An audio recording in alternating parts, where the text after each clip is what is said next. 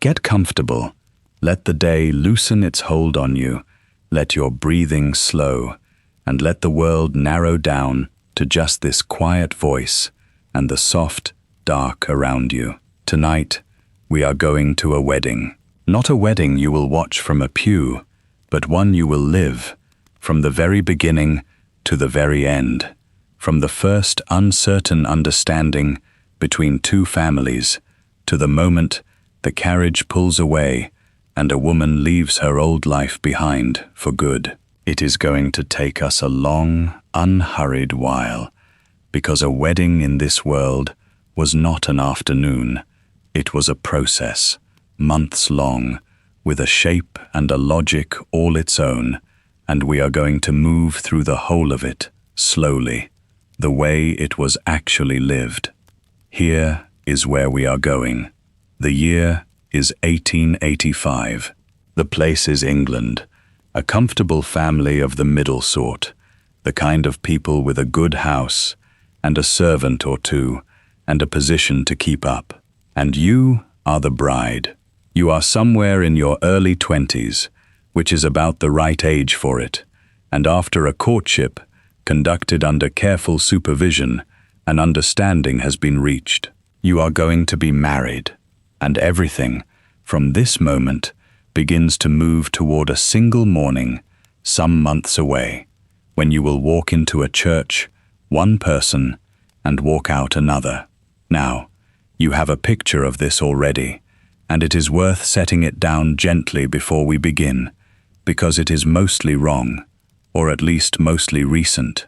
You are picturing, I think, a great white wedding, the long white gown, the flowing veil, the bride sweeping down a flower-decked aisle before a crowd of guests, the whole glittering production that we now think of as simply what a wedding is.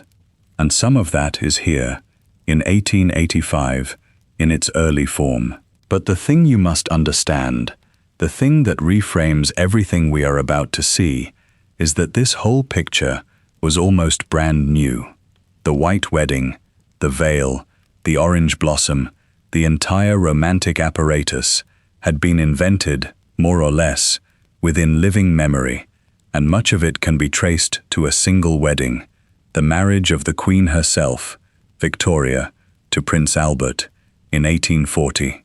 She wore white, with a veil and a wreath of orange blossom instead of jewels, and a crown, and the fashionable world watched and copied, and within a generation, what had been one royal bride's choice had hardened into tradition, into the way things had always, supposedly, been done. You are stepping into a fashion barely older than your own parents, and beneath that fashion, beneath the white and the flowers and the sentiment, something much older and much colder was taking place, and this is the real thesis of tonight, the thing to hold on to as we move through all the beauty. A wedding, in this age, was the machinery by which a woman was transferred from one family to another, from one house to another, from one name to another, and, most profoundly of all, from one legal existence to another. On the morning of your wedding, you will wake as a single woman, a person who, in the eyes of the law, can own property, sign contracts, keep her own earnings, exist as a separate legal being. By the end of that same morning, you will be a wife, and in the law of this land, a wife's legal person was very largely absorbed into her husband's.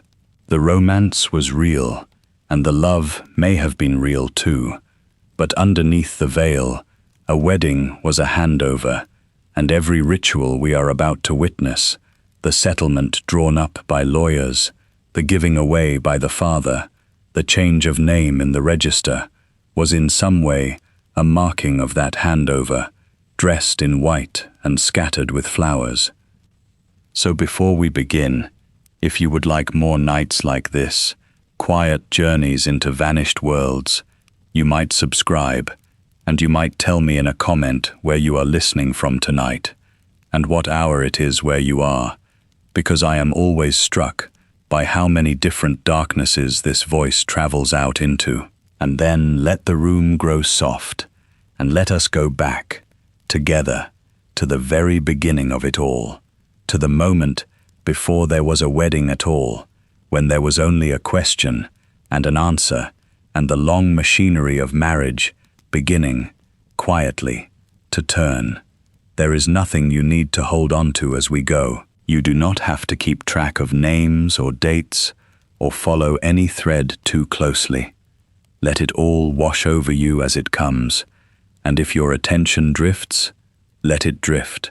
And if you fall asleep before the wedding is done, which is rather the point, the day will go on unfolding softly, whether you are following or not.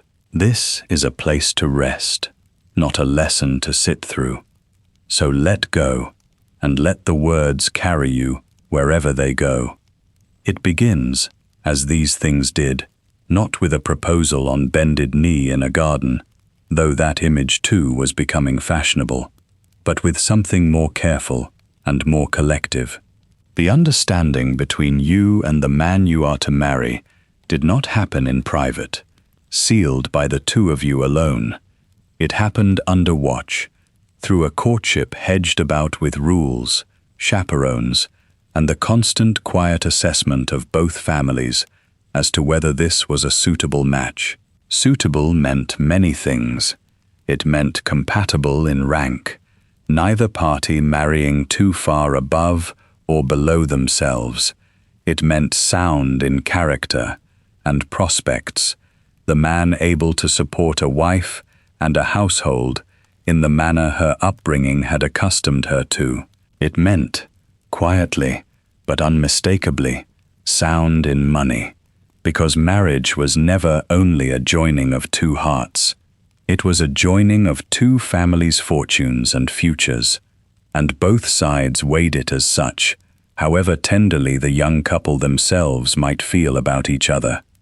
And so, when the understanding was reached, when he had spoken and you had accepted, and the families had signaled their approval, the engagement began, and with it began the months of preparation that are the true bulk of a wedding, the part the romance skips over entirely, and the part we are going to live in full. Because before there could be a white gown and a church full of flowers, there had to be lawyers, and money, and a great deal of sewing, and a whole apparatus of arrangement set quietly in motion.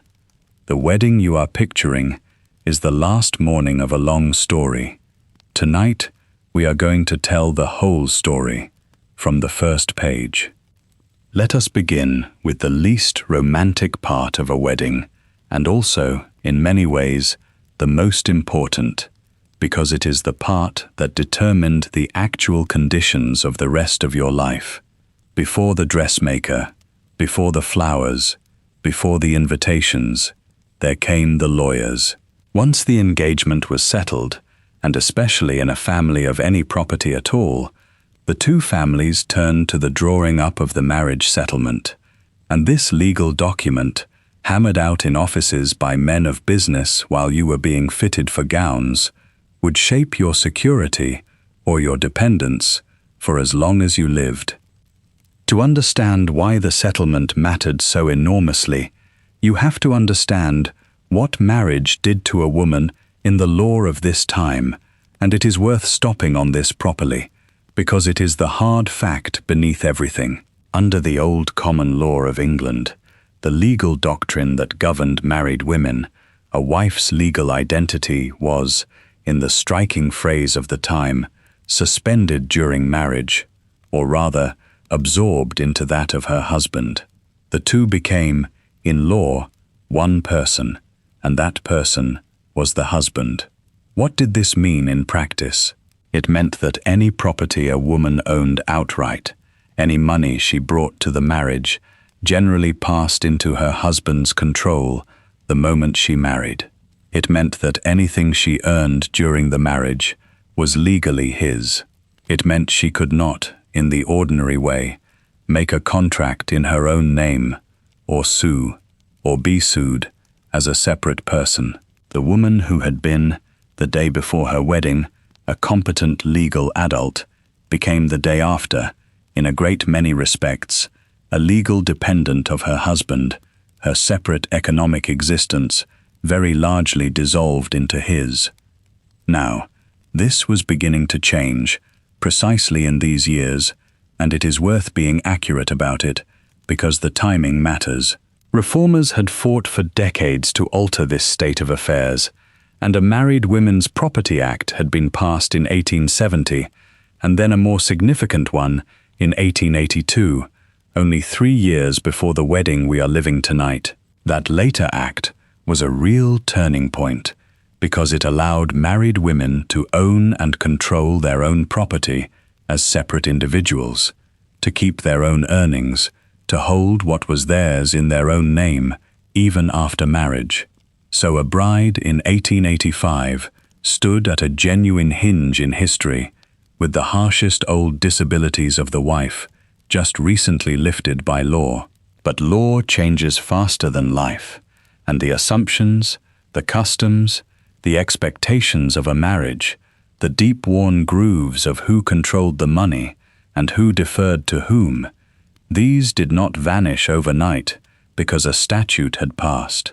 The settlement, that careful legal document, existed in this in-between world, and its purpose, for a family with property to protect, was to make private arrangements for the bride's security that did not simply trust to either the old harsh law or the new uncertain one.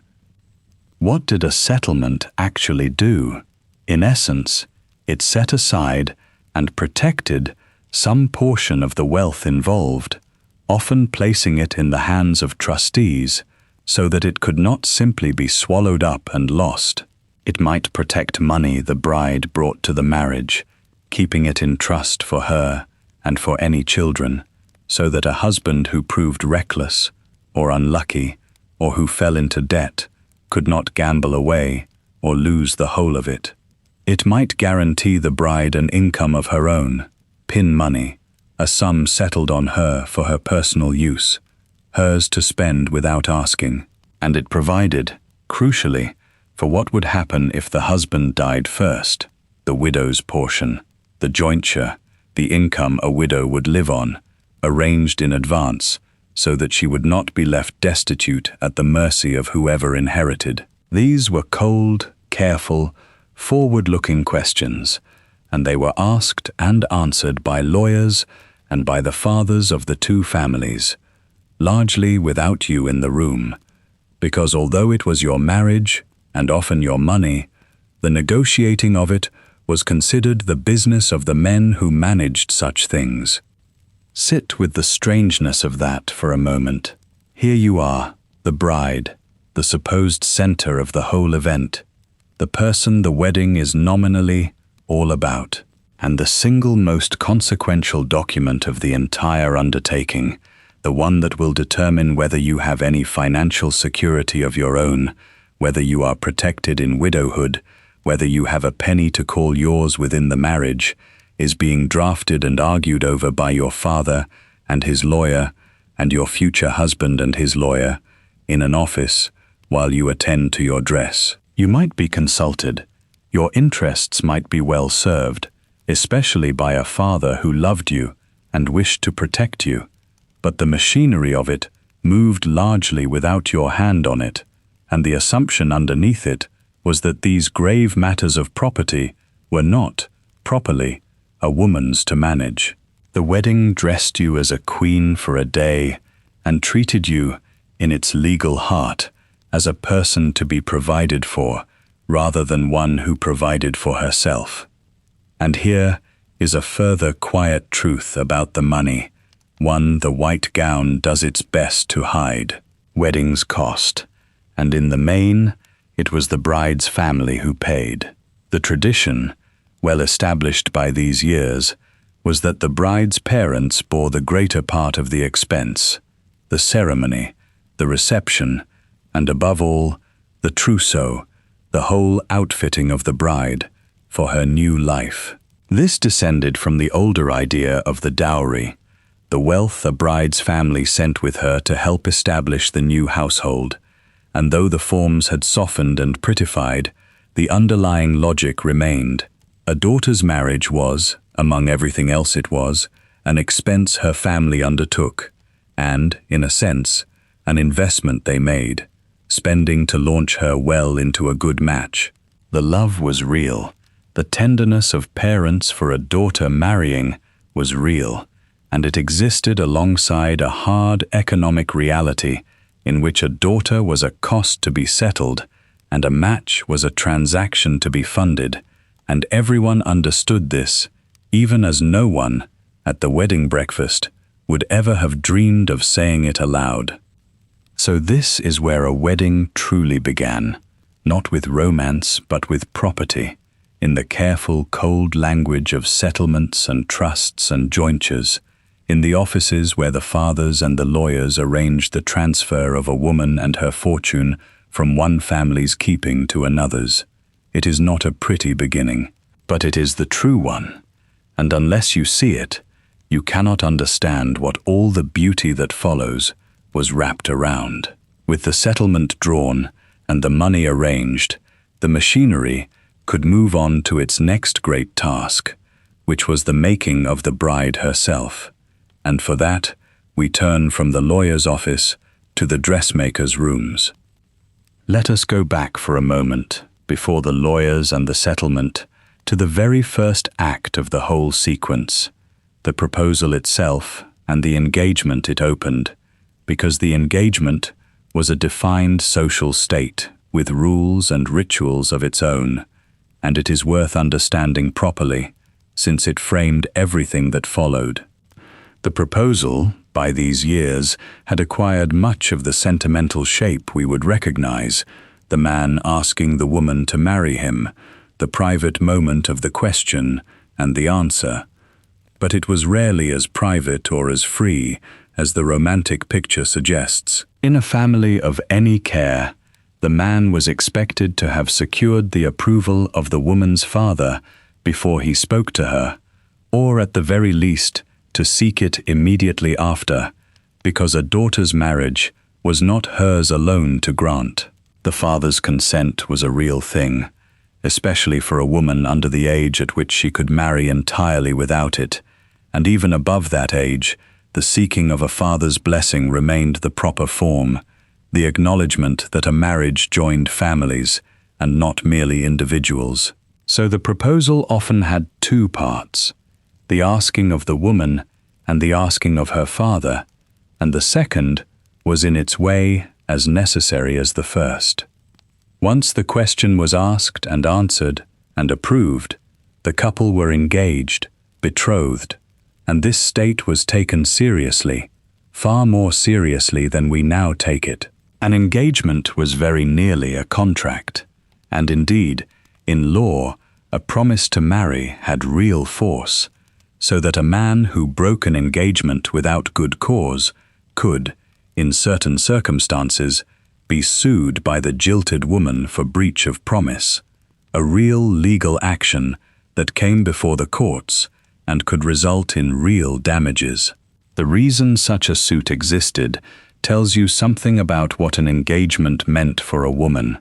To be engaged and then cast off was a serious injury to her, not only to her feelings, but to her prospects and her reputation, because an engagement broken raised questions, invited gossip, suggested that something had been found wanting in her, and might damage her chances of another match. The law's willingness to compensate a jilted woman was a recognition that a broken engagement cost her something real, and that the man who inflicted it had done her a genuine wrong. An engagement, then, was a binding thing, entered soberly, broken only at real cost. The engagement ring, by these years, had become customary, given by the man to the woman to mark the betrothal, and it sat on her hand through the engagement as the visible sign that she was promised, spoken for, no longer available to be courted by others. Diamonds were prized, as they had long been, though the ring a woman received depended, like everything else, on the means of the man giving it. The ring announced her state to the world, and it was, in its way, a mark of possession as much as of love, the sign that this woman was now attached, her future settled, her hand no longer free. And when in due course the wedding ring joined it, the two together would mark her as fully married, the engagement ring and the wedding band, the one promising and the other completing. The announcement of an engagement was itself a small social event, managed with care. The families would let it be known, in the proper way and the proper order, close relations told first and personally, then the wider circle, then perhaps a formal announcement in the newspapers, which by these years commonly carried the engagements and marriages of respectable families as a matter of public record and social interest. To announce an engagement was to make a public claim, to state to society that these two families were to be joined, and the manner of the announcement, whom it reached and how, was part of the whole careful social choreography that surrounded a marriage from its very first moment. And then the engagement itself unfolded, over the months until the wedding, and it was a peculiar in-between state, neither single nor married, with its own particular freedoms and its own particular constraints. An engaged couple were permitted a little more latitude than a courting one, allowed somewhat more time together, a little more liberty to be in one another's company, because their future was now settled, and the danger of impropriety was thought reduced by the certainty of the coming marriage, but only a little. The engagement did not dissolve the rules of the age, and a respectable engaged couple were still, by our standards, remarkably restricted, still largely chaperoned, still held to the proprieties, still prevented from any real privacy. The engagement was a license to be more openly attached, not a license to be alone, and it was a period of preparation above all, the months in which the settlement was drawn and the trousseau sewn and the wedding arranged, a busy, forward-leaning time in which the couple were less two lovers enjoying a courtship than two young people at the center of an elaborate family project, being made ready, along with all the linen and the legal documents, for the day that would change everything. There is a particular quality to an engagement worth naming, a kind of suspended anticipation, because the engaged woman lived, for those months, in a doorway. She was no longer wholly a girl of her father's house, her future now pledged elsewhere, and she was not yet a wife, still sleeping in her childhood bed, still a daughter for a little longer.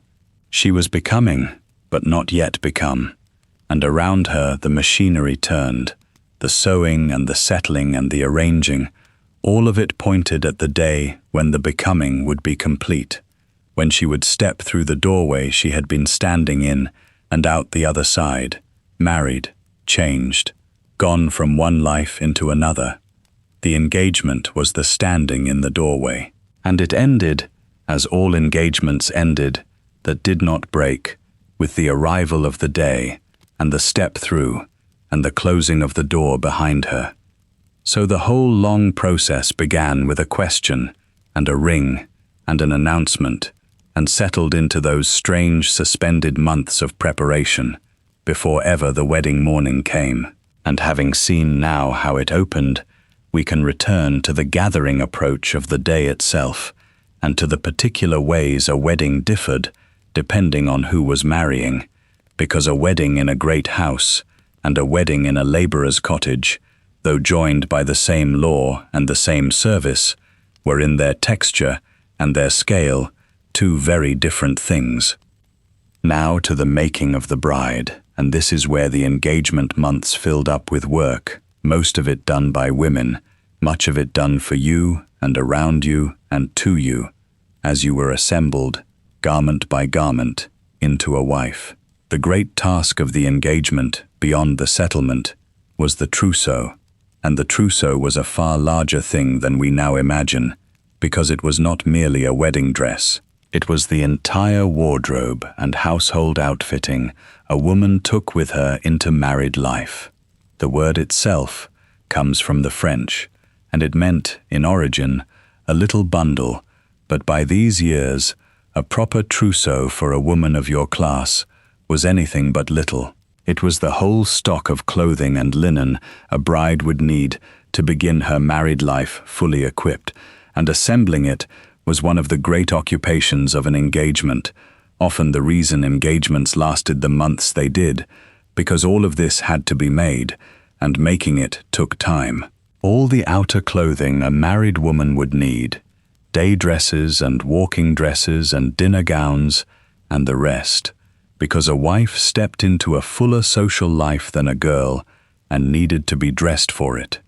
All the underclothing, the shifts and petticoats and the rest, often dozens of pieces, because these things wore and washed hard, and a bride was meant to be set up with enough to last. And the household linen, the sheets and pillowcases and tablecloths and napkins and towels, often embroidered by hand, sometimes with the bride's new married initials, the linen that would furnish the new home and that was expected to last for years, even for the whole of a marriage.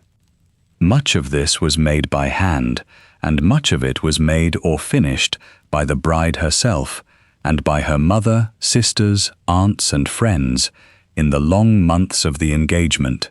There is a whole world of female labor and female togetherness in this, easy to miss now. The engagement was, among other things, a season of sewing, of women gathered over needlework, marking linen, stitching underthings, preparing the vast material foundation of a new household, one seam at a time.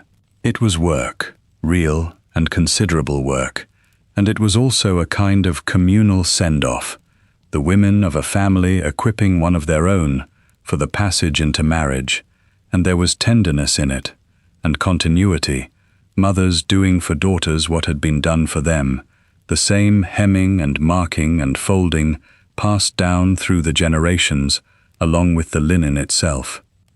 And then, at the center of the trousseau, its most important and most anxiously considered item, the wedding dress. Here the newness of the whole white wedding fashion shows itself again, because the white dress was, as we have said, a recent thing, and it carried a particular meaning that we have half forgotten. White, in a wedding, had become the color of the first-time bride, and it signified, in the language of the age, purity, the bride coming to her marriage untouched, and this is why so much of the symbolism of the wedding attached to it so heavily. The orange blossom worn in the hair and on the gown, whether real or made cleverly of wax, carried the same meaning, purity, and also fruitfulness, and it too was reserved for the first-time bride. A widow remarrying wore none of it.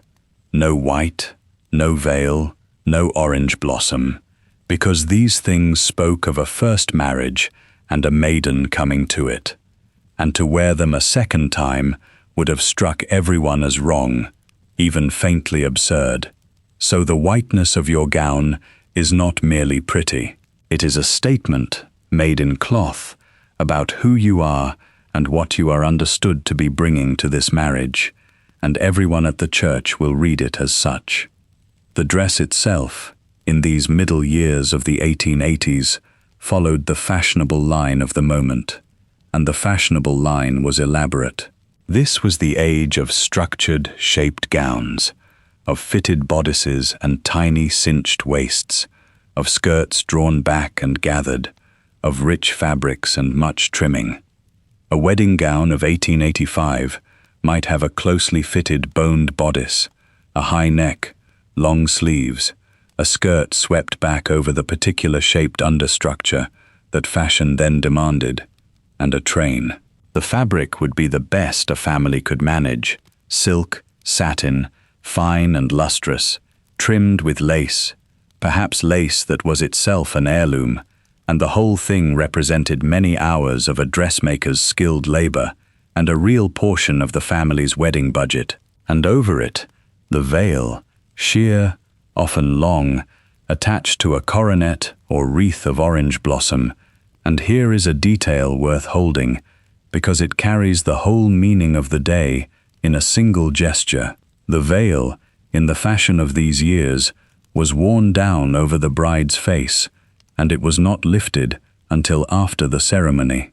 She came to the altar veiled, her face covered, and was unveiled only once she was married, once the transfer was complete, revealed to the world and to her husband in his new right as a wife. Think about the labor behind the appearance of the bride, because it is the same pattern we find everywhere in this world, ease and beauty resting on hidden work. The gown was made by a dressmaker and her assistants, hands you would never see at the wedding, working long hours to a deadline that could not move, because the day was fixed. The linen was marked and hemmed by the women of the family over months. On the morning itself, the bride would be dressed by her mother, or her sisters, or a maid, laced and pinned and arranged, the veil settled, the flowers fixed, because a gown of this kind could no more be put on alone than a suit of armor. And there was superstition woven through even the dressing, small rituals believed to bring luck or ward off ill, the something old and something new, the care taken that the dress be finished at the right moment and not tried on complete too soon, a whole folklore of anxious hope surrounding the making and wearing of the single most important garment of a woman's life, because that is what it was understood to be, the one great dress, worn once, remembered forever, the visible sign of the day everything changed. By the end of the engagement then, after the months of settlement and sewing and fitting, the bride has been assembled. The trousseau is complete, the linen marked, the underthings folded away, the gowns for her new married life hanging ready, and at the heart of it all, the white dress and the veil, waiting for the morning. She has been equipped, outfitted, prepared, made ready, in every material sense, for the passage she is about to make. And meanwhile, alongside all this making, another kind of preparation had been going forward, the arranging of the wedding itself, the choosing of how and where and by what legal path two people were actually to be married, and to that quieter, more procedural business we now turn, because a Victorian wedding was hedged about with law as much as with lace. We have been living, tonight, the wedding of a comfortable middle family, because that is where the full apparatus of the Victorian wedding was most completely on display, the settlement and the trousseau and the white gown and the breakfast, all of it. But it is worth pausing to look across the whole society, because a wedding meant very different things at different heights of it, and the grand production we have been following was, in truth, a particular class's version of a thing that everyone did, in ways that ranged from the sumptuous to the almost bare. At the top, among the aristocracy and the very wealthy, a wedding could be a spectacle of real magnificence, and the elements we have seen were multiplied and enriched to match. The settlement was a matter of great estates and vast sums, negotiated between noble families with lawyers and much at stake. The transfer of wealth involved sometimes enormous. The trousseau was lavish beyond the ordinary, gowns without number, jewels, the finest of everything. The wedding gown might be a creation of extraordinary expense, the lace real and old and precious, the whole outfitting a display of wealth as much as a costume for a day. The guests were the great and the titled, the church a fashionable one, the reception a grand affair, the wedding reported in the newspapers in detail for a curious public to read about, and the marriage itself carried consequences that reached beyond the couple, alliances between great families, the joining of estates and names and fortunes, matters of dynastic weight. At this height, the wedding was, more nakedly than anywhere, what all weddings partly were, a transaction in property and blood, conducted with magnificence. In the broad middle, the world we have been living in, the wedding was the full sentimental production, but scaled to the family's means, real, but not limitless. Here the white wedding in all its parts was most characteristically found, aspired to, achieved with effort and expense, the settlement drawn if there was property to settle, the trousseau assembled with much domestic labor, the church wedding, and the breakfast held with as much show as the family could manage and thought proper. This was the class for whom the whole apparatus of the fashionable wedding was a serious undertaking, neither effortless as it was for the very rich, nor out of reach as it was for the very poor. And it was this class, striving and respectable and careful of appearances, that did the most to spread and cement the fashions Victoria had launched, because for them, the correct performance of a wedding was a statement about their standing and their respectability that mattered enormously. And then, among the laboring poor, who were the great majority of the population, a wedding was a very different and much plainer thing, though no less real and no less meaningful to the people marrying. There was no settlement, because there was no property to settle. There was no trousseau in the grand sense, because there was no money for one, though a poor bride might have a few new things, or her best dress, or something borrowed or handed down.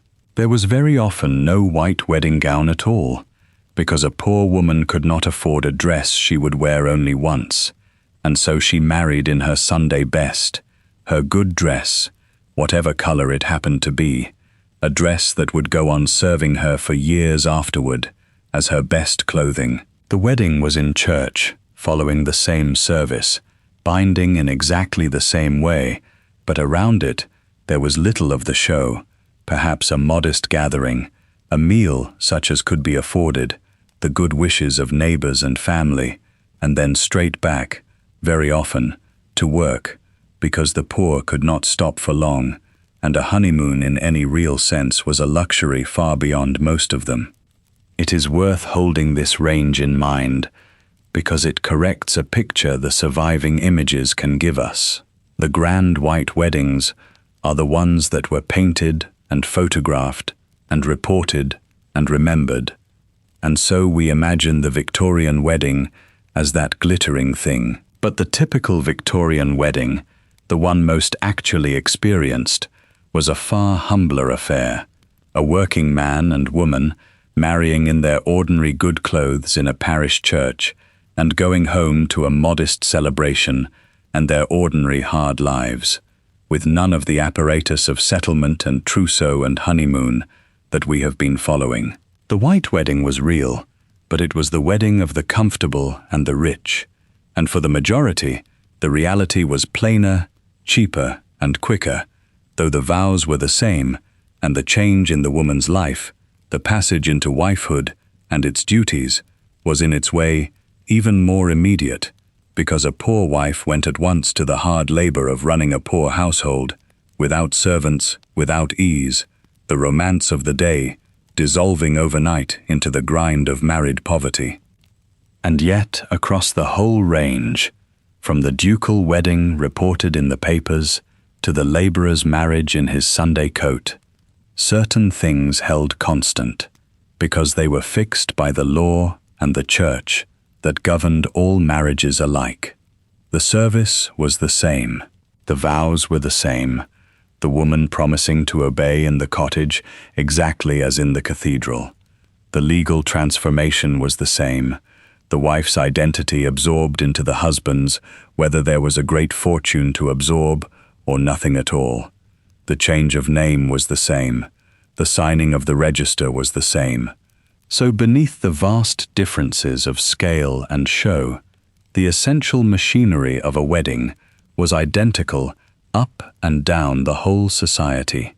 Because it was not really the flowers or the gowns that made a marriage, it was the law and the vows, and those fell equally on the duchess and on the dairymaid.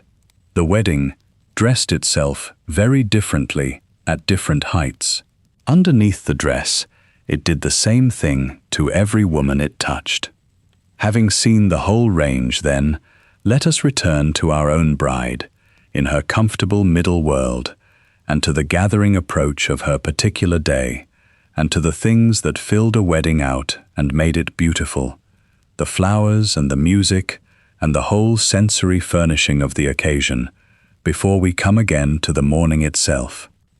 A wedding in this country, in this age, was not something two people could simply decide to hold.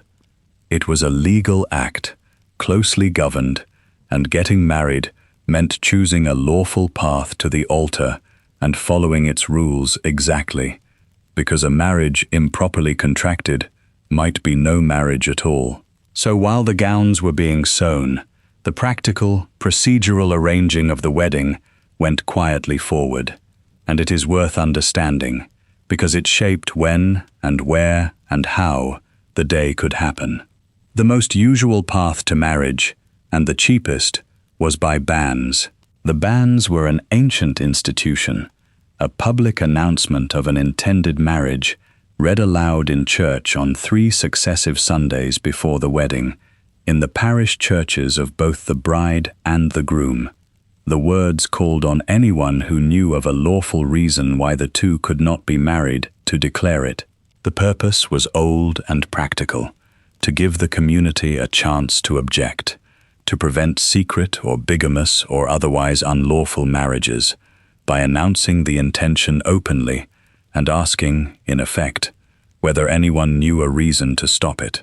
So for 3 Sundays running, your names would be read out in church before the congregation, your intention to marry made public, and if those 3 readings passed with no valid objection, you were free to marry.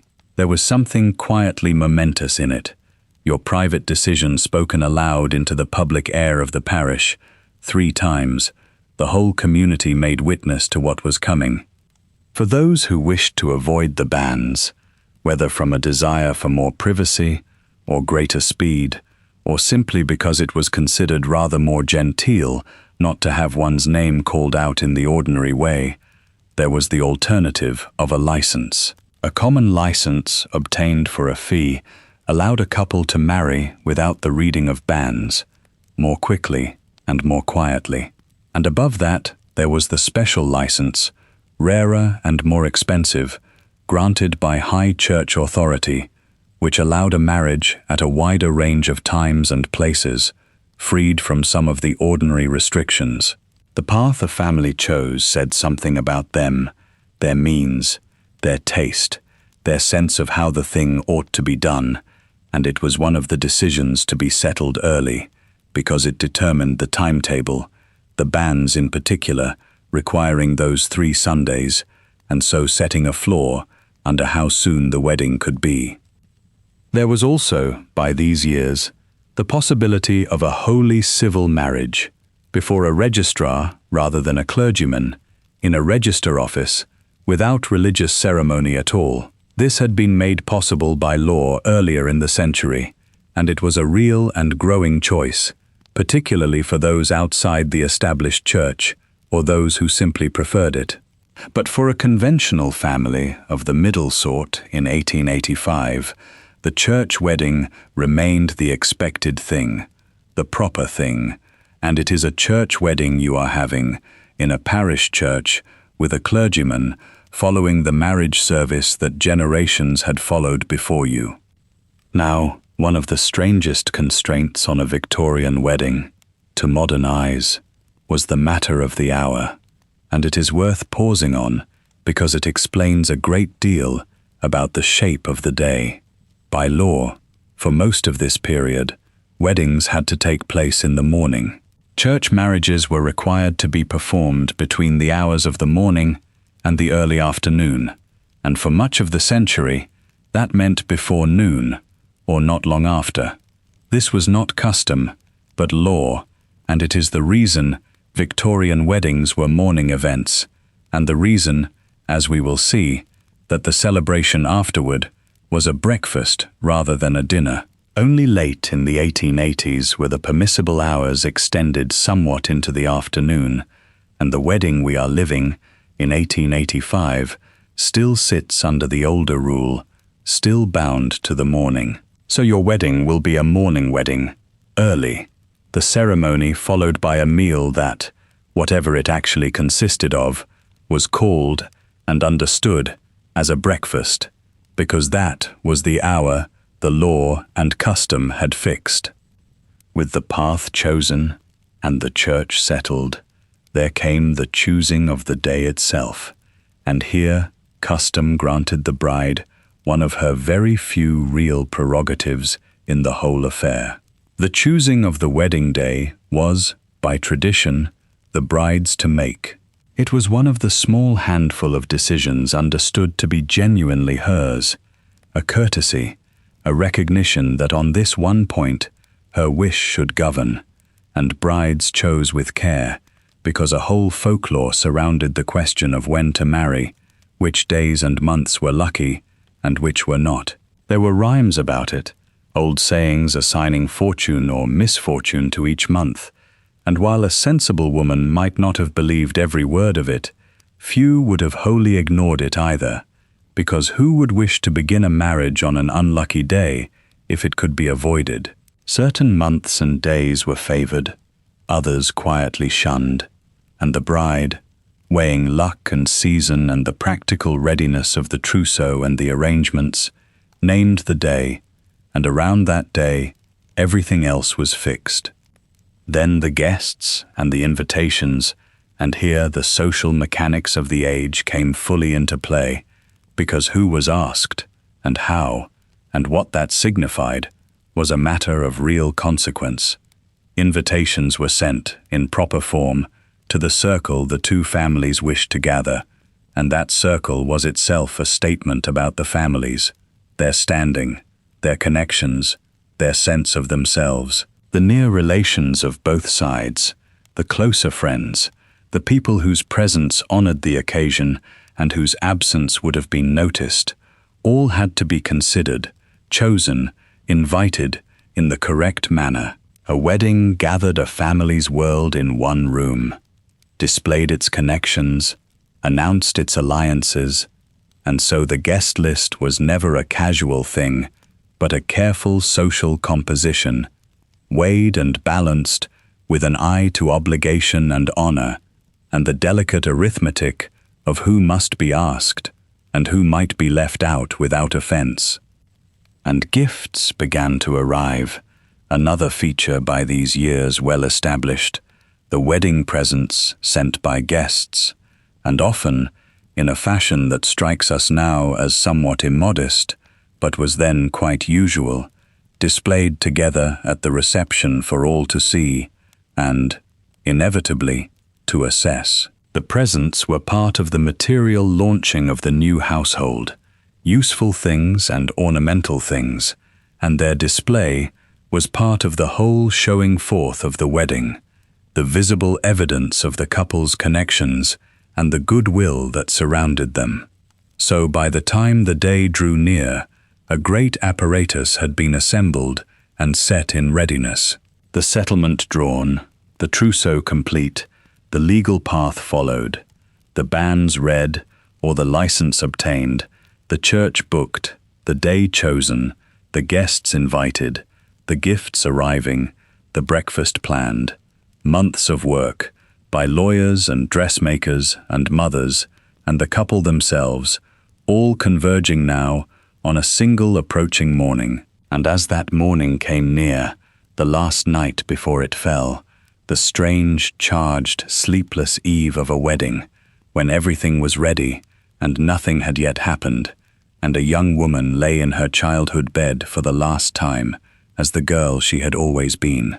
To that last night, and the morning that followed, we now come. A wedding was furnished, made beautiful, filled out with flowers and music, and a whole apparatus of the senses, and these things were not mere decoration, or not only that, because in an age that loved meaning and symbol, nearly everything at a wedding was understood to say something. Let us spend a little while among the flowers and the music, because they are lovely in themselves, and because they show the Victorian mind at its most characteristic, finding significance in every petal.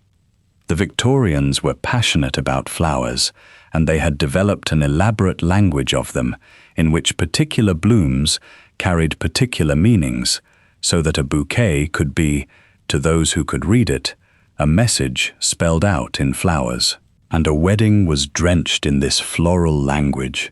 We have already met the orange blossom, the flower of the bride, signifying purity and fruitfulness, worn in the hair and on the gown, reserved for the first-time bride. But the whole wedding was a garden of meaning beyond that. The bride carried a bouquet, and the flowers in it were chosen with an eye to their significance as well as their beauty. Roses for love, lilies for purity, and others, each with their own quiet meaning, so that the flowers a bride carried were a kind of statement about the marriage and the hopes attached to it. The bridesmaids carried flowers too, and wore them, complimenting the bride, and the whole party moved in a cloud of blossom that was as much a text as an ornament. The church itself was decorated with flowers, and the scale of this grew across the era, from modest arrangements in the earlier years to lavish festoons and banks of blooms in the later decades, as the fashion for elaborate weddings intensified. The aisle down which the bride walked might be strewn with petals or flowers, a soft and fragrant path, and this scattering of flowers before the bride is itself an old custom, a strewing of the way, understood to bring blessing and to sweeten the passage. The whole church was made fragrant and beautiful, transformed from its everyday self into something festive and heightened, a fit setting for the great occasion, and the flowers did much of that work, the color and the scent of them filling the stone space and lifting it into celebration. And there was music, for a wedding without music was a poor and bare thing, and the music of a wedding had its own conventions and its own power. There would be music as the bride entered, the processional that accompanied her walk up the aisle, and music as the couple left, the joyful recessional that carried them out married into the light. The organ of the church filled the space with sound at the great moments, and particular pieces became associated with weddings, wedding marches that announced the bride and celebrated the couple, music that everyone knew and that signaled, by its very opening notes, what was happening, so that the sound of it could bring a lump to the throat of everyone present before the bride had taken a single step. Music did to the ear what the flowers did to the eye and the nose. It heightened, it solemnized, it celebrated, it marked the great moments as great, and it wrapped the whole ceremony in an emotional atmosphere that the bare words alone could never have created. Consider what all of this sensory furnishing accomplished, because it was doing real work beneath its beauty. A wedding was, as we have seen again and again tonight, at bottom a legal and economic transaction, the transfer of a woman and the joining of two families' interests. But no one experienced it as that in the moment, and the flowers and the music were a great part of why. They transformed the transaction into an experience of beauty and emotion. They clothed the cold machinery in warmth and scent and sound. They made the participants feel, powerfully, that they were present at something sacred and lovely and profound, which indeed, in one sense they were. The genius of the Victorian wedding, if we may call it that, was exactly this clothing of the practical in the beautiful, this wrapping of a property transfer in orange blossom and organ music, until it became, in the living of it, one of the most moving experiences of a human life. The flowers were not a distraction from the meaning of the wedding. They were part of how the meaning was managed, how the hard thing at the center was made bearable and even beautiful, how a woman could be handed from one man to another and made to feel, while it happened, that she was living the most wonderful day of her life.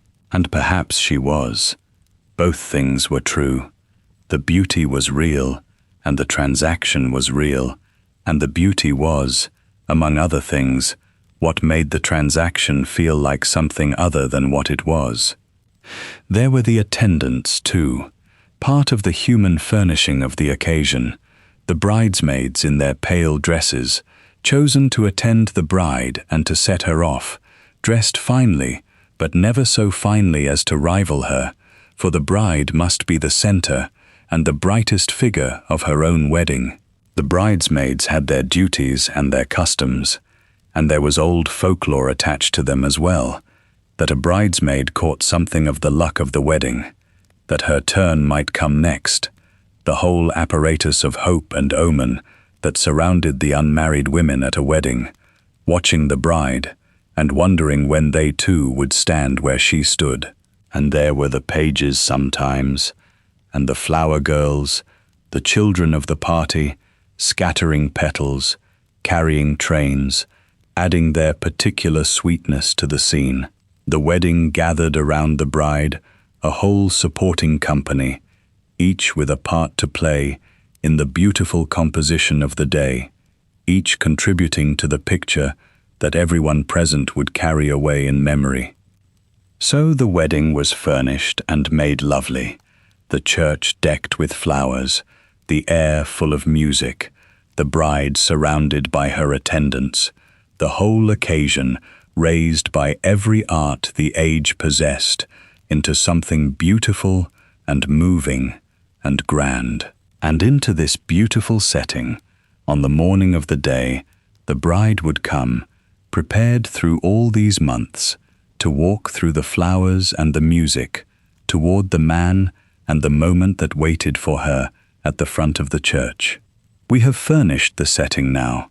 Let us return to her, and to the morning, and to the walk itself. The night before a wedding was, for most brides, not a night of much sleep. You lie in your bed, the bed you have slept in for years, in the room that has been yours, in your parents' house, and you know that this is the last night you will ever spend here as a daughter of this house, rather than a guest in it.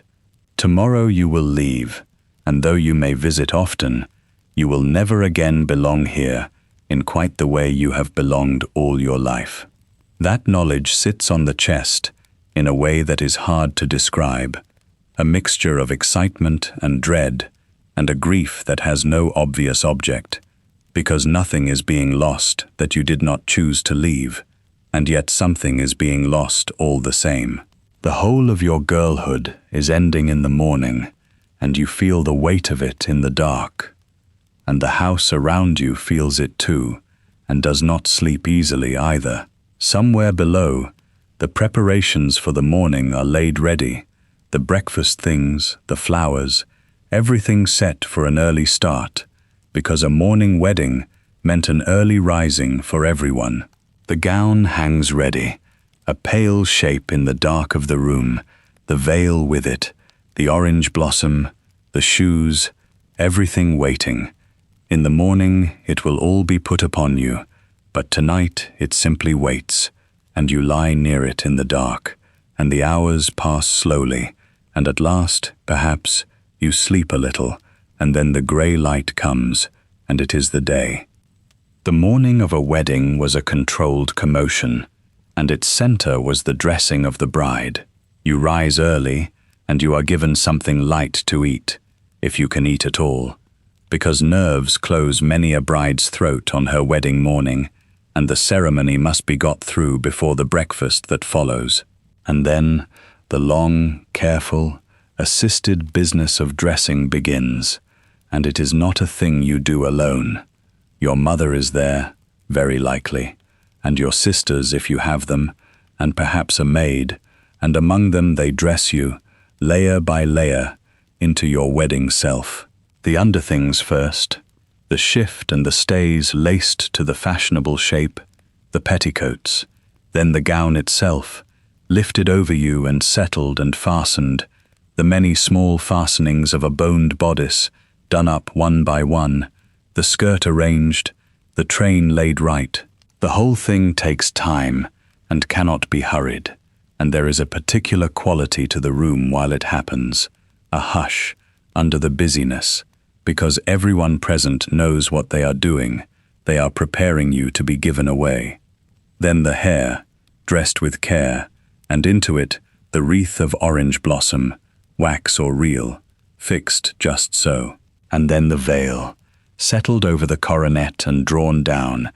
And here is the moment that catches at the heart, because when the veil comes down over your face you become, suddenly, the image of a bride, the thing itself, and everyone in the room sees it happen, the daughter, transformed before their eyes, into the figure who will walk up the aisle. Some small ritual of luck attends it all, the something old, and something new, and something borrowed, and something blue, tucked somewhere about you, a coin perhaps placed in a shoe, the little folk observances that even sensible families kept up on a day when so much felt to hang on fortune. And then you are dressed, you are ready.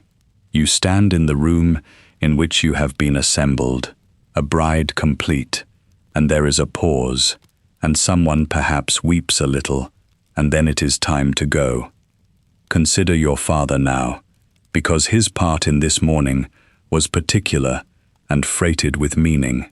It was he, by long custom, who would give you away, who would walk you up the aisle and hand you, physically and symbolically, to the man who was to become your husband. And this act, the giving away, is one of the oldest and most revealing rituals of the whole ceremony, because it enacts, in plain sight, the transfer we have been speaking of all along. You are given by one man, your father, who has had authority over you all your life, to another man, your husband, who will have authority over you now.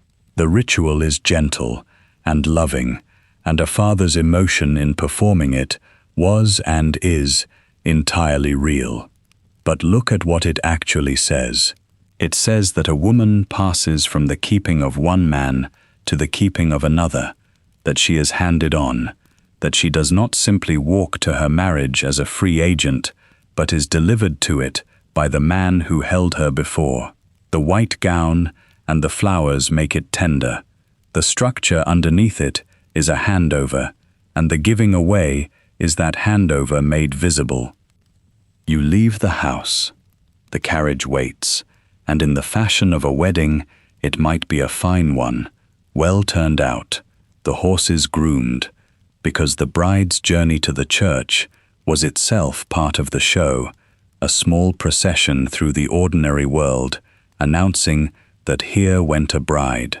And people would look, as people always look at a bride, because there is something about the sight that stops the eye, the white figure in the veil, the flowers, the particular meaning of the day written all over her. You ride to the church with your father beside you, the two of you alone together for these last few minutes of your old life, and whatever passes between you in that carriage, a word, a silence, a hand held, it is one of the last things that will happen to you as his daughter and no one else's, and it is soon over, because the church is not far, and then you are there. The church waits, decked with flowers, filling with your two families and their guests, all of them dressed in their best. The whole gathered world of the two families come together to witness the joining. The groom is there already, waiting at the front, in the costume of a bridegroom of the period, which by these years was no longer the old black, but something lighter and more festive. a coat and light trousers, and a waistcoat and pale gloves, and beside him his best man, whose duties were real and specific and included, not least, the safekeeping of the ring and the settling of the clergyman's fee. The guests are seated, the bride's people on one side, the groom's on the other, an old arrangement that quietly marked the two families as two parties to an alliance, even as they gathered to become one. And there is a stir and a turning of heads, and the music begins, and at the door of the church, on her father's arm, veiled, the bride appears. Everything that has been prepared over all these months has come to this. The whole machinery has delivered you here, to this threshold, in this gown, on this arm, and now you begin to walk. Pause for a moment on the gathered company itself, the guests filling the church, because their presence was not incidental to the wedding, but essential to it, and understanding why tells you something about what a wedding was for, beyond the joining of two people. A wedding needed witnesses in the plainest legal sense, because a marriage had to be proved, and the register required signatures of people who had seen it done. But the gathering was far larger than the 2 or 3 witnesses the law strictly demanded, and the reason for that larger gathering was social rather than legal. The guests were there to witness in a fuller sense, to see the marriage made, to know it had happened, to carry the knowledge of it out into the world. In a society without the instant and universal records we now take for granted, the community's knowledge was itself a kind of record. The fact that a whole gathering of respectable people had seen these two married, had watched the vows and the ring and the signing, meant that the marriage was known, established, beyond dispute, woven into the shared memory of the families and their circle. To be married before many witnesses was to be married securely, publicly, unquestionably, and the size and quality of the gathering was part of how solidly a marriage was planted in the world. And the gathering did more than witness. It conferred. A wedding was a moment when a family displayed itself, its connections, its standing, and the guests who came were, by their coming, acknowledging and affirming that standing. Who attended a wedding said something about the families, and the guests, by their presence, lent their own respectability to the occasion, ratified the match, signaled their approval and their continued connection. A wedding was, among its other functions, a great affirmation of a family's place in its world, and the guests were the ones who made that affirmation simply by being there, dressed in their best, honoring the occasion with their attendance. Their presence was a gift and a statement at once. There was also the mingling of the two families, the joining that the wedding accomplished, not only between the couple, but between all their people. The bride's family and the groom's, seated on their separate sides of the church in the old arrangement, came together at the reception into a single company, and this mingling was itself part of the work of the wedding, the forging of the wider alliance, the beginning of the long connection between two families who were now, through this marriage, joined. Relations who had never met became relations. Two family worlds overlapped and began to merge, and the guests, in eating and drinking and celebrating together, enacted this joining, made it real, turned two gatherings into one. The wedding created not just a married couple, but a new web of kinship, and the assembled guests were both the witnesses of that web's creation and its first threads.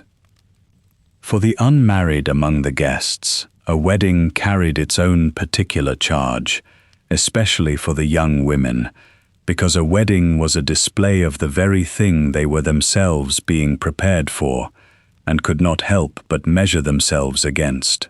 The bride was where they might one day be, or hoped to be, or feared they might never be, and to attend a wedding was to be reminded, vividly, of the great expectation that hung over every one of them. The customs acknowledged this, the throwing of the bouquet in some times and places, the charms in the cake foretelling who would marry next, the whole folklore that turned the unmarried women at a wedding into a little congregation of hopeful futures. A wedding was for them both a celebration and a kind of pressure, a beautiful image of the destiny they were all pointed toward, and many a young woman watched a friend married with a complicated heart, glad for her and anxious for herself, the joy of the day shadowed by the question of her own. So the guests were far more than an audience. They were witnesses making the marriage known, affirmers lending it their standing, the raw material of a new kinship being forged, and, some of them, hopeful watchers, measuring their own futures against the bride's. The gathered company was part of the machinery of the wedding, performing functions as real as anything the clergyman did, and a wedding without them would have been not merely a duller thing, but a lesser thing, less witnessed, less affirmed, less woven into the world. The bride walked up the aisle through all of them, through the whole gathered world of the two families, and every face she passed was part of what made the day what it was, part of the great public act of witnessing and affirming that turned a private love into a public marriage. And so, surrounded by all of them, watched and affirmed and witnessed by everyone she knew, the bride came to the front of the church and the ceremony that waited there, and the whole gathered company fell silent and leaned forward and watched the thing they had come to see. You walk up the aisle slowly, on your father's arm, through the turned faces of everyone you know, toward the man waiting at the front and the clergyman beyond him. This walk is short in distance and enormous in meaning, and brides remembered it all their lives. The length of it, the eyes on them, the music, the sense of moving through the last few steps of one life toward the threshold of another. And at the front you arrive, and your father gives you over, and the ceremony begins, the marriage service that had joined couples in these islands for generations, its words old and grave, and known to nearly everyone present by heart. The service opens by declaring what marriage is and why it exists, and then it does something that startles the modern ear, though no one in that church would have blinked at it. The clergyman asks the assembled congregation, and then the couple themselves, whether there is any impediment, any lawful reason why these two may not be joined. It is the same question the bands had asked the wider parish, asked now one final time, in the moment before the thing is done, a last public opening for objection. And there is a particular silence while it hangs in the air, the whole church still, because in principle someone could speak, and everyone knows it, and the silence that answers the question is itself part of the ritual, the community's assent, given in the form of saying nothing. No one speaks. The way is clear, and the service moves on to its heart. The vows. The clergyman asks each of you in turn whether you will take the other, and here is where the old words carried their old weight, and where the asymmetry of the marriage showed itself plainly to anyone listening closely.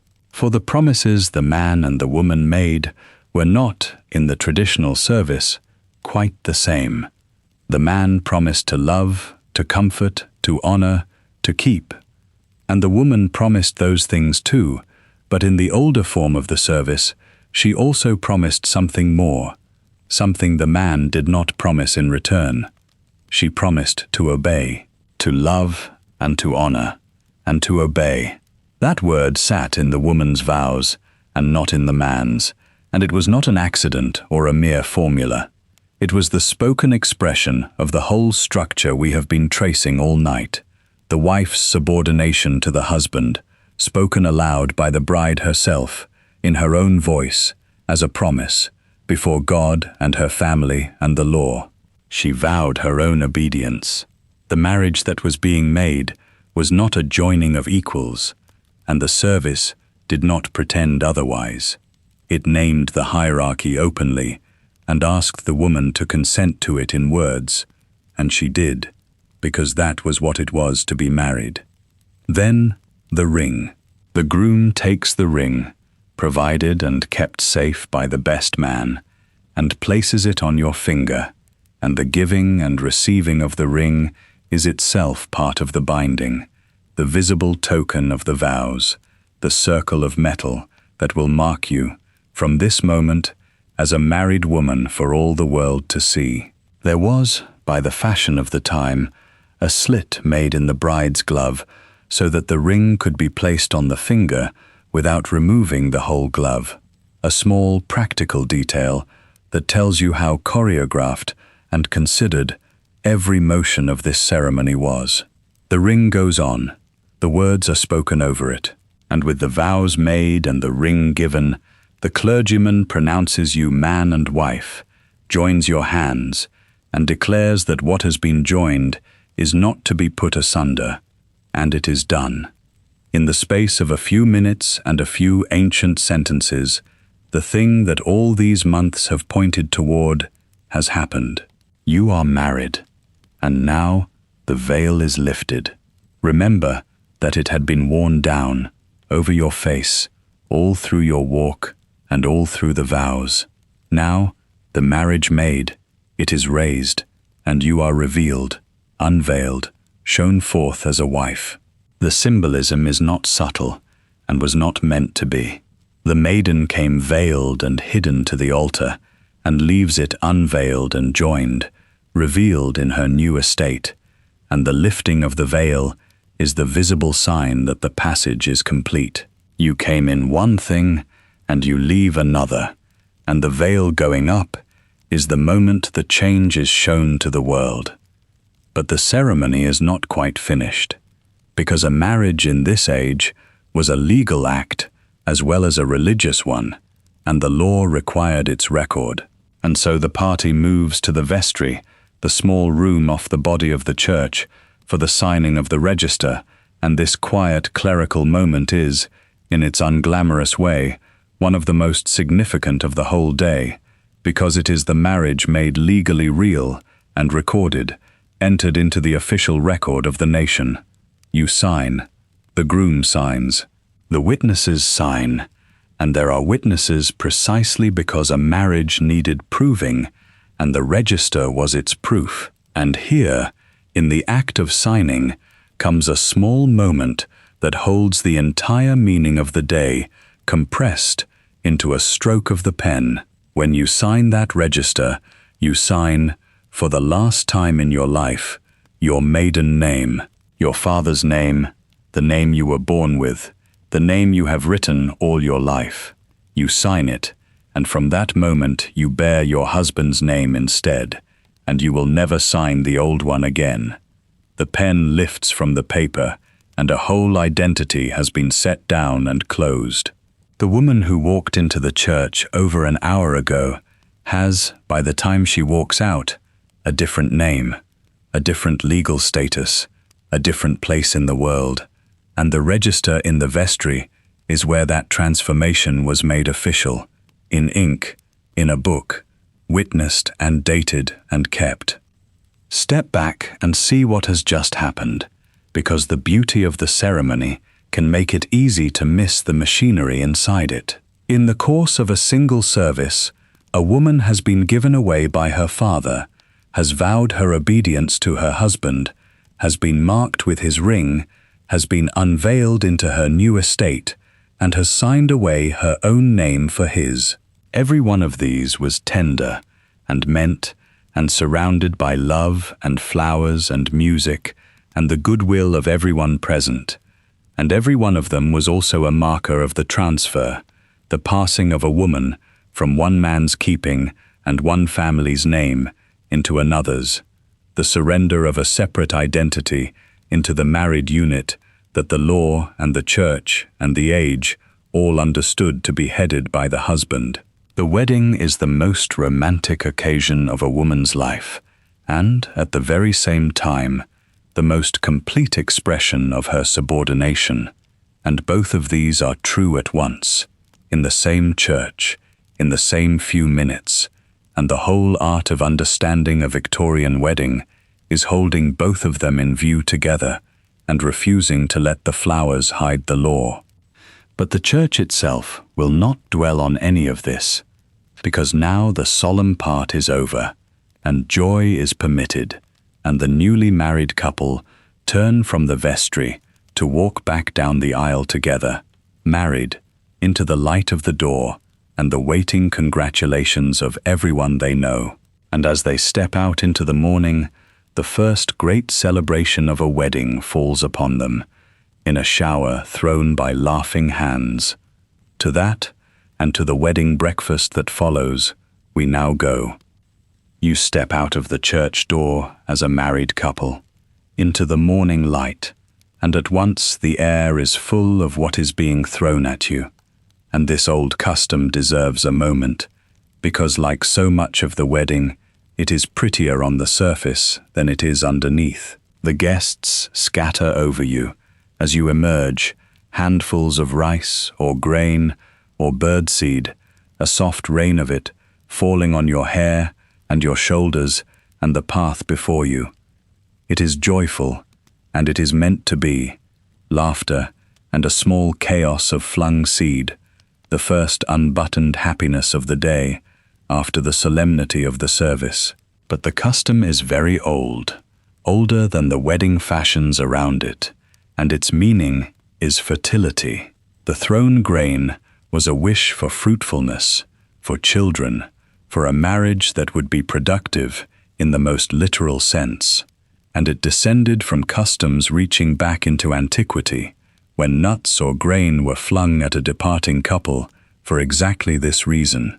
So even this lightest and happiest moment of the wedding, the shower at the church door, carries an old and frank expectation that the purpose of the marriage was children, and that everyone gathered wished them upon you from the very first minute of your married life. The rice in your hair is a hope, and the hope is that your body will now do what a wife's body was above all expected to do. There were other customs at the church door, and on the way from it, a whole folklore of luck and omen. A ray of sunshine falling on the bride as she left the church was a fine sign. To see certain creatures, or to have certain birds fly over, meant good fortune. The whole departure was watched for omens, read for what it might foretell of the marriage to come, because a wedding was a threshold, and thresholds were where luck was thought to gather and turn. And through it all, the couple made their way, showered and cheered, to the carriage, and drove off, not yet on their honeymoon, but to the reception, which in the fashion of the age was held at the house of the bride's parents, the same house you left that morning as a girl, and to which you now return, for the first time, as a wife. And there the wedding breakfast waited. Now, the name puzzles the modern ear, because a wedding breakfast conjures something small and morning modest, and this was often a considerable meal, a feast even. But the name was exact in its origin, and we have already seen why. Because the law required weddings to be held in the morning, the celebratory meal that followed necessarily fell in the late morning or around midday, and so, whatever its scale, it was a breakfast by the clock, the first meal of the married couple's shared life, taken in the middle of the day because the morning was where the law had put the wedding. The meal might be lavish, or it might be modest, according to the family's means and taste, cold meats and pies and jellies and sweets, the food that could be prepared in advance and set out, because the household could not easily cook a hot dinner while everyone was at the church. It was served at the bride's family's house, the guests received, the congratulations given and taken, the whole gathered company sitting down together to eat in celebration of the joining. At the center of the wedding breakfast, in pride of place, stood the cake, and the Victorian wedding cake was a thing of real significance, and often of several parts. There might be more than one cake, in fact, each with its own meaning. The great bride's cake, rich and dark, a fruit cake beneath its white icing, was the ceremonial center, and the white icing itself carried the meaning of the day, purity, the same whiteness as the gown, so that the cake echoed the bride. The cutting of it was a moment of ceremony, the bride cutting the first slice, sometimes with the groom's hand over hers, the first act performed together as husband and wife in the sight of the company. And around the cake clustered its own customs, the keeping of a piece for luck, the passing of small charms baked into a lesser cake to the unmarried women present, each charm foretelling something of the puller's future, a ring for the next to marry, and so on.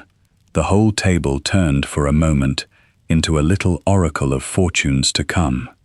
And there were the toasts and the speeches, the formal spoken celebration of the marriage. The health of the bride and groom was drunk.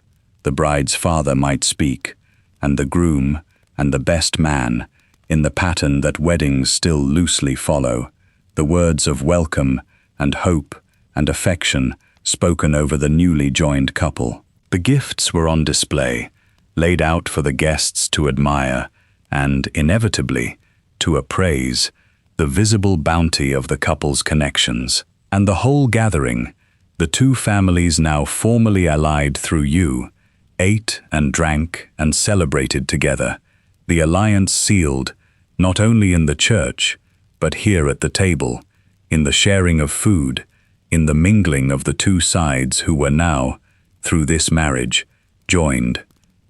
But sit for a moment with what this celebration also was, beneath the cake and the toasts, because there is a poignancy in it that the champagne tends to wash away. This was, for the bride, a farewell. The wedding breakfast was held in her parents' house, among her family, in the world of her girlhood, and it was very nearly the last time she would be there as anything but a visitor. In a few hours she would leave, on her honeymoon, and when she returned, it would be to a new home, her husband's home, her home now, and her place in her parents' house would be forever altered. So the wedding breakfast was a joining and a leave-taking at once, the celebration of a beginning and the quiet closing of an ending, and a perceptive bride, sitting at the center of all that happiness, might feel both of them keenly, the joy of what was starting and the ache of what was finishing, the two running together in a single overfull morning that she would remember, in its every detail, for the rest of her life. The meal winds toward its close. The cake is cut and shared. The toasts are drunk. The guests are beginning, some of them, to think of departing. And now the last movement of the wedding day approaches, the going away, the moment when the bride sheds her white and her veil, puts on the costume of a wife setting out, and leaves her family's house at last for the new life that has been made for her. To that final passage, and to what waited beyond it, we now turn. Let us turn our attention, before the day is done, to the people who made the wedding happen, and who appear nowhere in its beautiful pictures. Because a wedding of any scale, like everything else in this world, rested on a great deal of hidden labor, and the bride, gliding through her perfect day, did so upon a foundation of work performed by others. Think of the wedding breakfast, that considerable meal set out at the bride's family's house. It did not appear on its own. In a household with servants, and the family we have been following would have kept at least a few, the wedding threw the kitchen into a labor of days. The food had to be planned, purchased, prepared, much of it made in advance, because a hot meal could not easily be produced while the whole household was at the church, and so the cook, and whatever help she had would have worked long and hard in the days before, and risen early on the morning itself to have everything ready for the moment the wedding party returned. The cold meats, the pies, the jellies and creams and sweets, the great cake at the center, all of it was the product of skilled and strenuous work by people who would not sit down at the table they had laden, who would be below stairs at their labor while the guests above ate what they had made. Think of the house itself, which had to be made ready, cleaned and polished, and decked with flowers, the reception rooms prepared, the whole establishment turned out at its very best for the great occasion. Think of the serving of the breakfast, the footmen or maids carrying and pouring and clearing, while the family and guests celebrated, present in the room but not of the party, working through the very hours of festivity. Think of the flowers arranged by someone, the church decorated by hands that would not be thanked in any speech, the whole beautiful setting of the day assembled by labor that made itself invisible so that the beauty could seem to simply exist. And think of the bride's own dressing, that intimate, careful business we watched earlier, in which a maid very likely played her part, helping to lace and pin and arrange, one of the hands that built the radiant figure everyone would admire, and who would then step back and disappear from the picture entirely. There is a particular poignancy in the servants at a wedding, and it is worth naming. A young maid, helping to dress a bride not much older than herself, or perhaps older than the bride, was helping to prepare another woman for a passage she herself might never make in anything like the same style, or might make with none of this apparatus at all, in her Sunday dress at a quiet parish wedding, with no settlement and no trousseau and no honeymoon. She dressed the bride in the white gown and fixed the orange blossom and settled the veil, and then went below to help serve the breakfast, and at the end of the long day of making someone else's wedding beautiful, she climbed to her attic room as tired as she had risen, while the bride departed on her honeymoon in a carriage showered with rice. The same event, the same house, the same day, experienced from two entirely different positions, the celebrated bride and the invisible maid, the one at the center of every eye and the other seen by no one, and both of them women, and both of them living, on that single day, live so far apart that they might have been in different worlds, though they stood, for a while that morning, in the same room, one dressing the other. This is the pattern we find everywhere in this age, and a wedding displays it as clearly as anything. The ease and beauty of the few resting on the hidden work of the many, the perfect surface of the occasion floating on a great deal of effort carefully kept out of sight. The wedding was real, and its beauty was real, and it was also, like the warm rooms and the fine dinners of this whole world, a thing manufactured by labor that the celebration itself was arranged not to notice, and the bride, at the center of it, may or may not have thought of the hands that had made her day, the cook who had risen in the dark, the maid who had laced her gown, the unseen people whose work surrounded her triumph. Most brides, most likely, did not think of it much, being wholly caught up, as anyone would be, in the enormous day of their own lives. But we, looking back, can think of it, and should, because the wedding belonged to them too, the people who made it, even though it was never in any sense theirs, and a full account of a wedding has to include the kitchen as well as the altar, the attic as well as the aisle.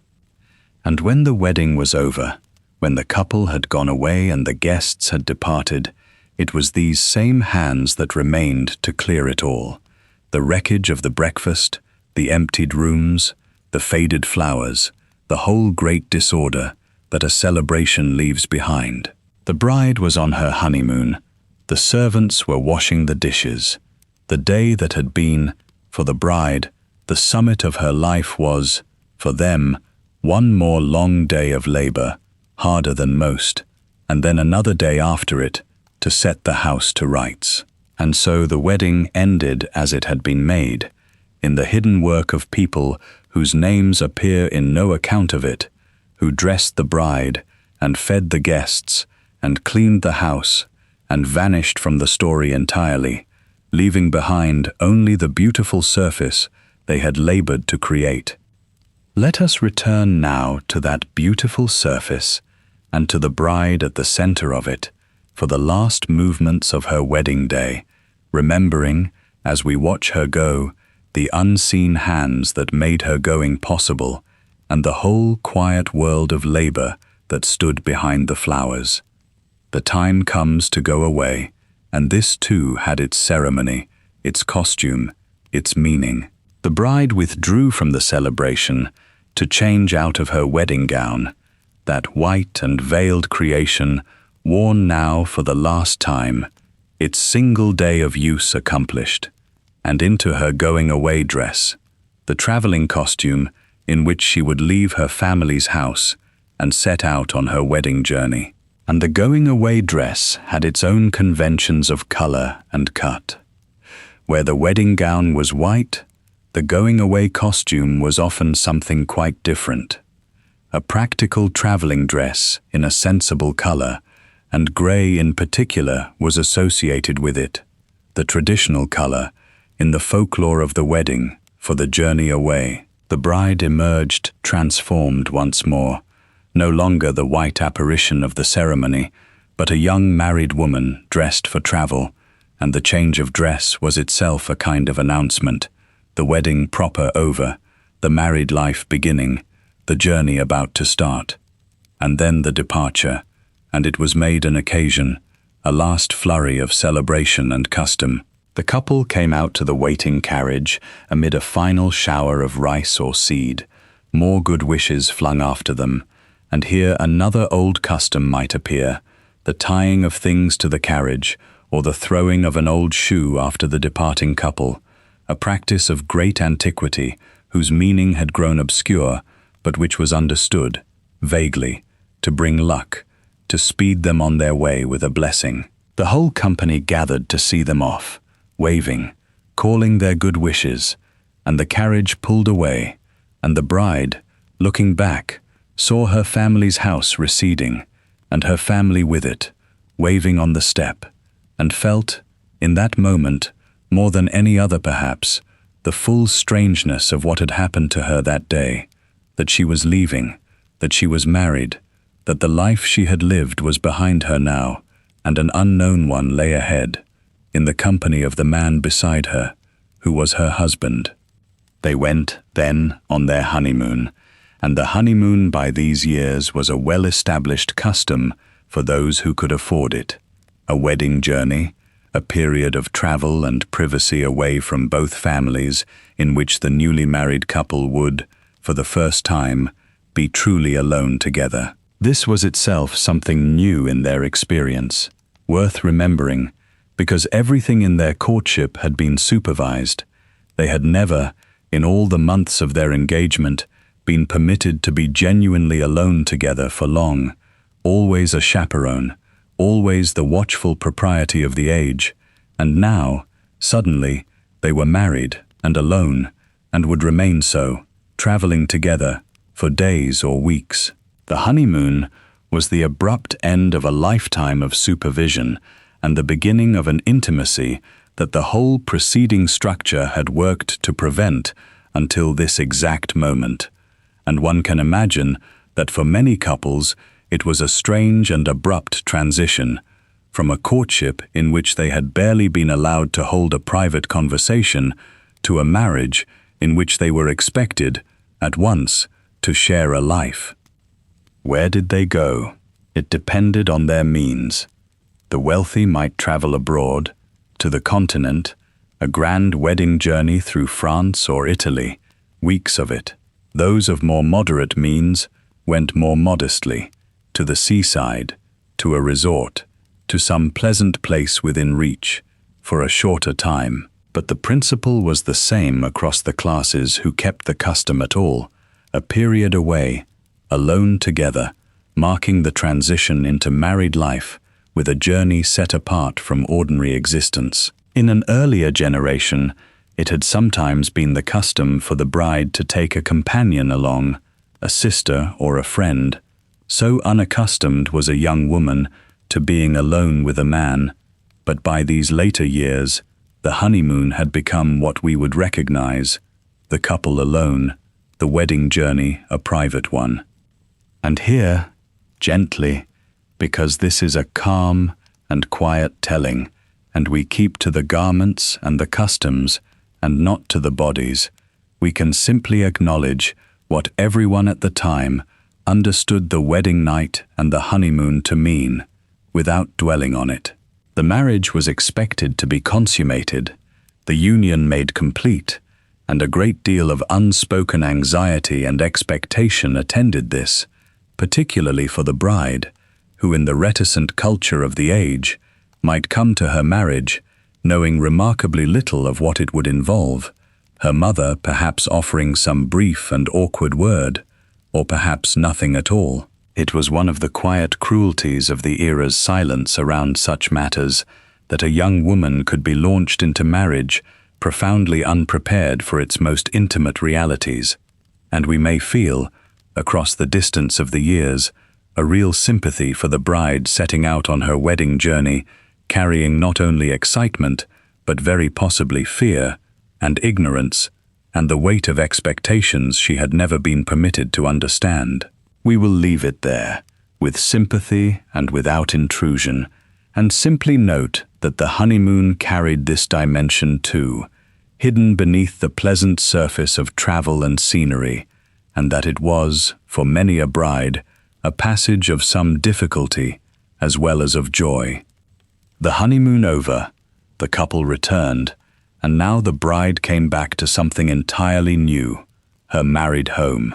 Not her parents' house, to which she would now come only as a visitor, but the establishment she and her husband would keep together, whether a house of their own, or rooms, or whatever their means allowed.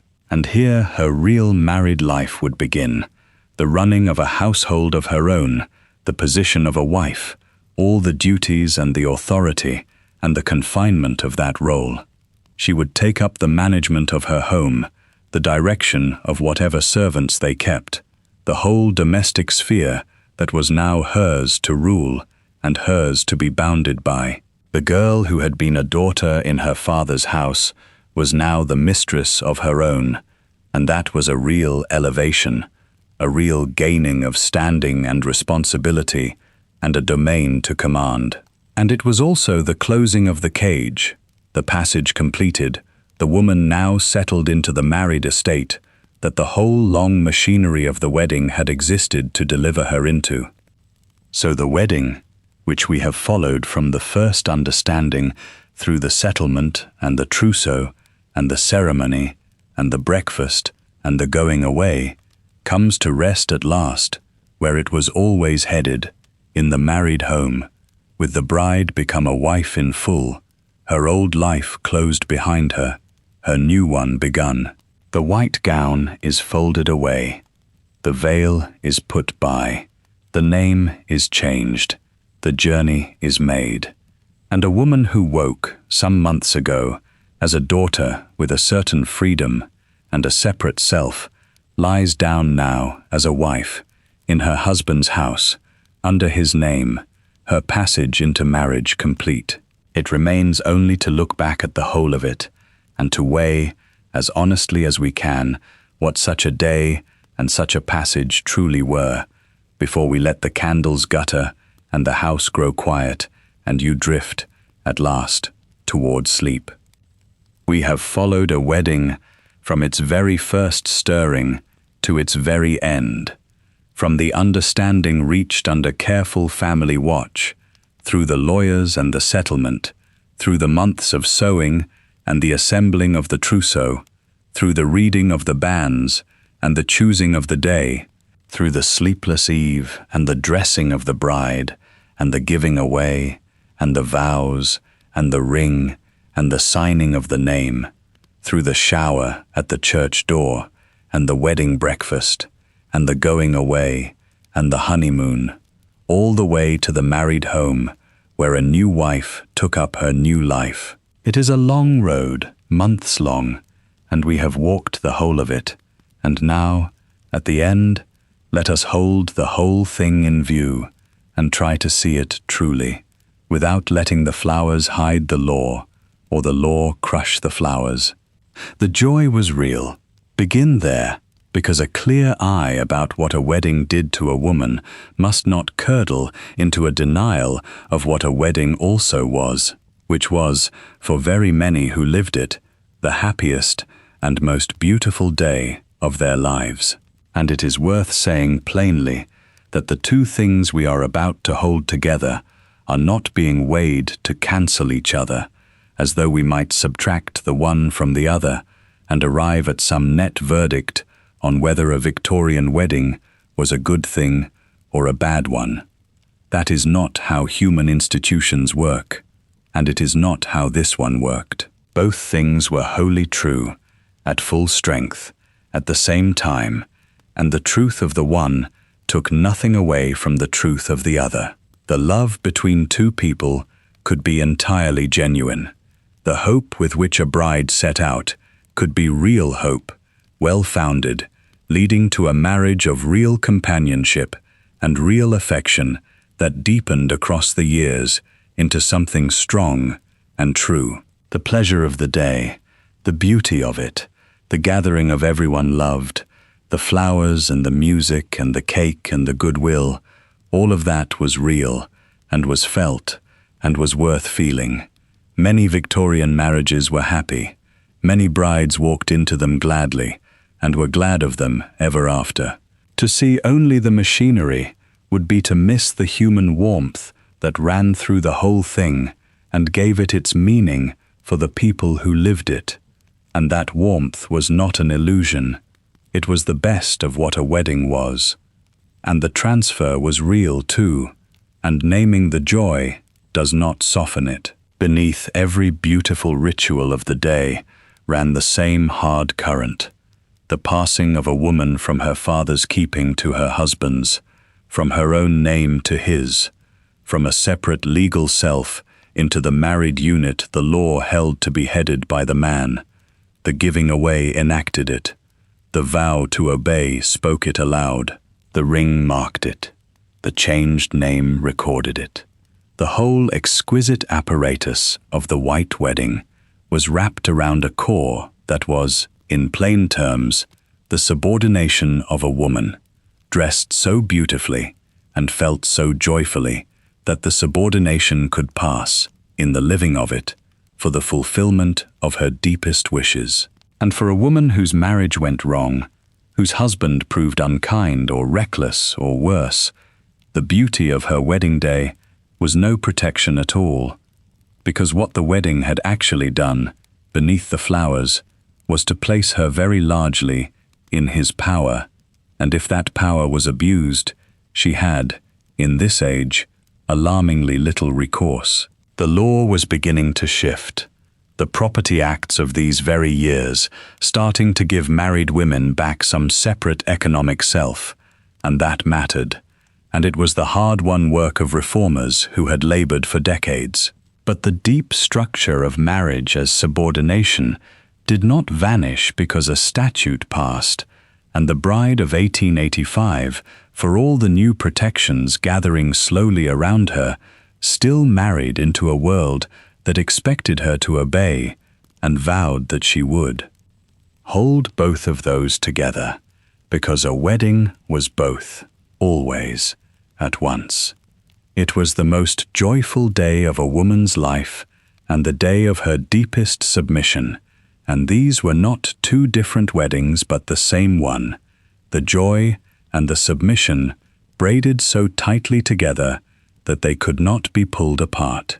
Each wedding a knot of both. The white gown was beautiful, and it was a badge of the purity a woman was required to bring, and the man was not.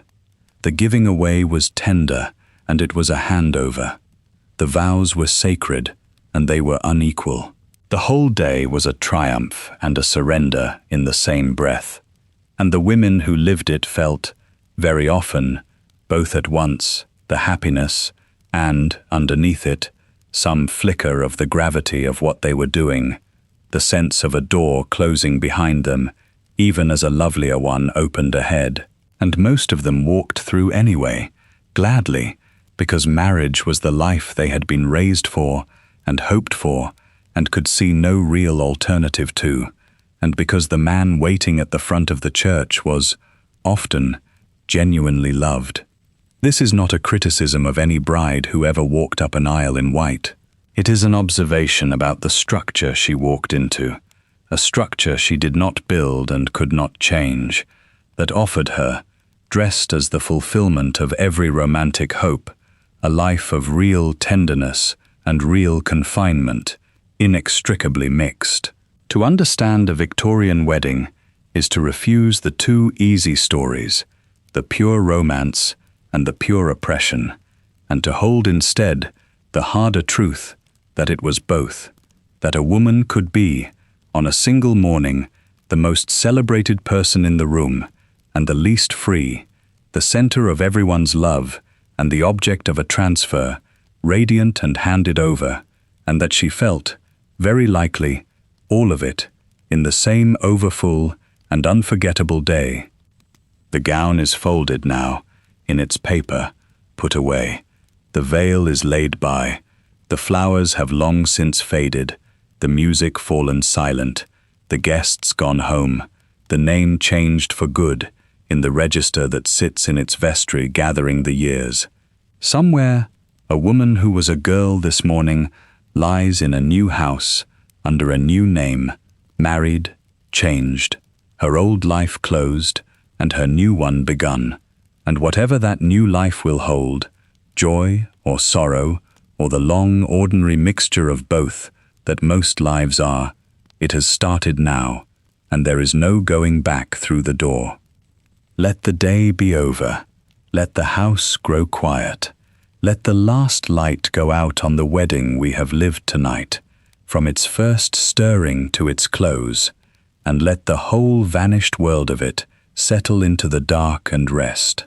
And let yourself, now, rest too, and let go of the day you have been carrying, and drift, gently, the way a bride drifts at last, into sleep at the end of the longest day of her life, down into the quiet, and the dark, and the deep still peace of it, and sleep.